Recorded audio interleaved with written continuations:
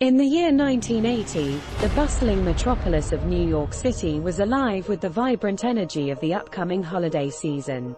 It was in this iconic urban landscape that the legendary John Lennon and his wife, Yoko Ono, called the Dakota their home. The Dakota, a historic and ornate apartment building on Manhattan's Upper West Side, was renowned for its grandeur and exclusivity. In 1973, seeking refuge from the relentless glare of fame, John Lennon and Yoko Ono made the Dakota their sanctuary. On the evening of December 8, the city was alive with holiday decorations, and the air carried the crispness of winter. John Lennon and Yoko Ono had spent the day working on their latest album, Double Fantasy, at the Record Plant studio in New York City.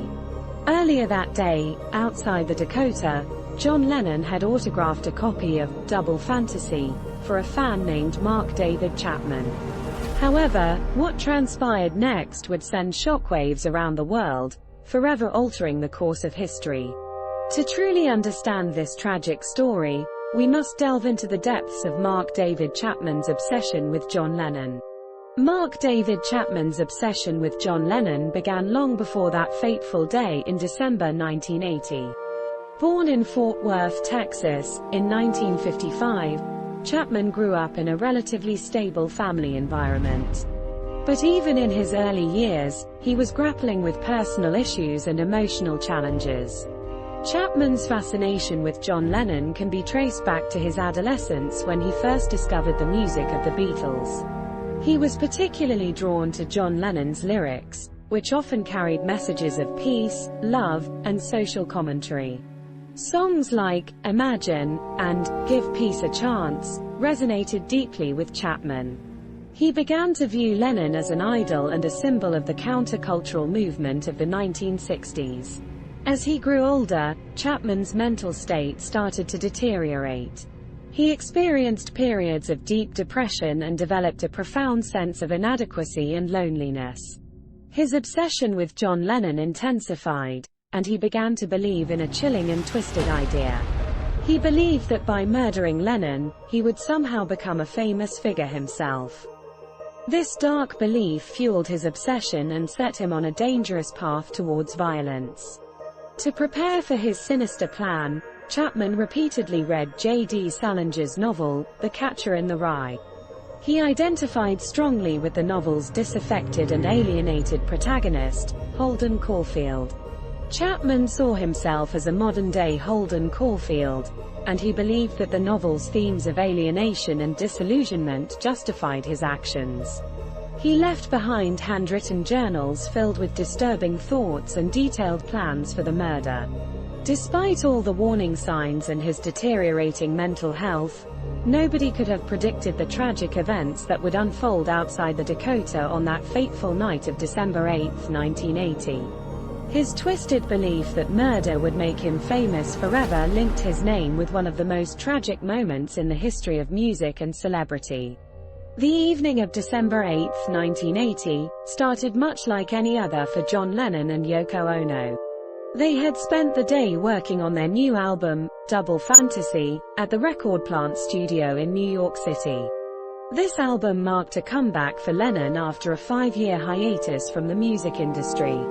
Lennon, always known for his accessibility to fans, had encountered several admirers earlier in the day, signing autographs and posing for photographs.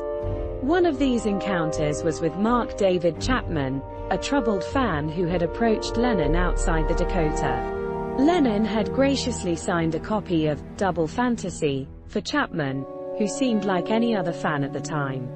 However, little did they know that this seemingly routine encounter would set the stage for a tragedy of unimaginable proportions. As the evening wore on, Lennon and Ono decided to head out for dinner. They exited the Dakota and entered a waiting limousine.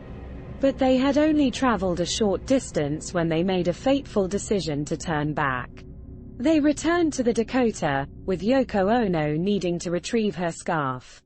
Unbeknownst to them, Mark David Chapman was still lurking in the vicinity. He had been waiting near the Dakota, clutching the signed copy of Double Fantasy that Lennon had autographed earlier in the day. As Lennon and Ono walked back towards the entrance of the Dakota to continue their night out, they passed by Chapman. He had strategically positioned himself near the entrance, waiting for the right moment. And then, in a chilling instant, Chapman called out, "Mr. Lennon." Lennon turned to see who was addressing him. At that moment, Mark David Chapman pulled out a .38 caliber revolver that he had hidden in his coat. In a horrifying and surreal act, he fired 5 shots at John Lennon. 4 of those bullets struck Lennon in the back and shoulder. Lennon staggered, bleeding, and fell to the ground just outside the entrance of the Dakota. The limousine driver and a doorman rushed to Lennon's aid, trying to render assistance as they waited for the police to arrive. Tragically, John Lennon was rushed to nearby Roosevelt Hospital but was pronounced dead on arrival. Mark David Chapman, on the other hand, made no attempt to flee the scene. After committing the unthinkable act, he calmly sat down on the sidewalk near the Dakota. His chilling demeanor contrasted sharply with the chaos and horror unfolding around him. The senselessness of the crime, coupled with the fact that it was committed by an obsessed fan, only deepened the tragedy.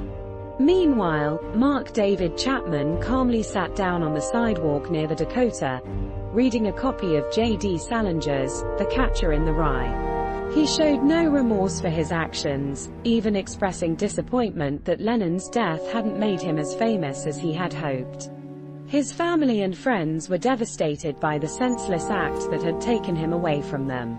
Tributes and memorials poured in from around the world, as fans and fellow musicians paid their respects to the fallen legend. The world mourned the loss of a musical legend, and fans gathered outside the Dakota to pay their respects.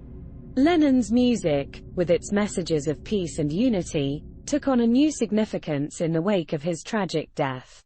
Meanwhile, Mark David Chapman was swiftly arrested at the scene and taken into custody. His face showed no remorse, only a disturbing sense of detachment from the gravity of his actions.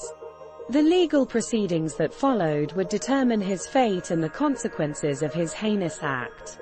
Chapman's trial began in June 1981 at the New York State Supreme Court in Manhattan. He was represented by attorney Jonathan Marks, while Assistant District Attorney Alan Sullivan prosecuted the case.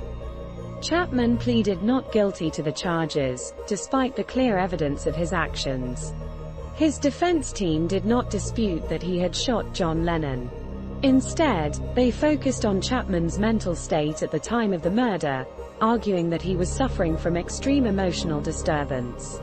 They presented evidence of Chapman's long-standing obsession with Lennon, his fixation on The Catcher in the Rye, and his deteriorating mental health as factors that contributed to his actions. The prosecution, led by ADA Sullivan, argued that while Chapman may have been troubled, he was fully aware of his actions and the consequences when he shot Lennon. They presented eyewitness testimony, including that of Yoko Ono, who had witnessed the murder. The jury listened to the harrowing accounts of that fateful night. After a trial that lasted about 6 weeks, the jury deliberated for just 5 hours before reaching a verdict. On June 22, 1981, Mark David Chapman was found guilty of second-degree murder. His defense's argument of extreme emotional disturbance did not persuade the jury to convict him of a lesser charge. On August 24, 1981, Mark David Chapman received his sentence. He was ordered to serve 20 years. Lennon's death marked the end of an era, and the impact of that fateful night continues to be felt by music lovers and advocates for peace and love to this day.